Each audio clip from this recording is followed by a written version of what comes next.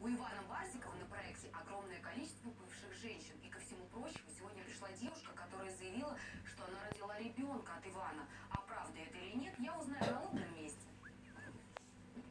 Ирина Михайловна, что касаемо ваших детей, вашей дочери, несостоявшегося зятя, но мне кажется, он все-таки будет вашим зятем.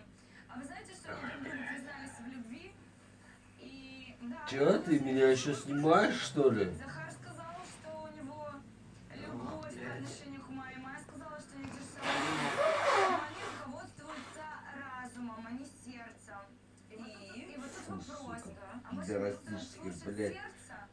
До сих пор снимаешь, что ли? Надо послушать. Только издеваться надо. Мама что говорит? Мама поможет. Мама молодец. Сейчас мама на мной ответит, Ирина Михайловна. Так а мама скажет тогда отбой все. Ты че вообще? Какое сердце, какой разум? Сидим, доча. Сочиняемся и машем.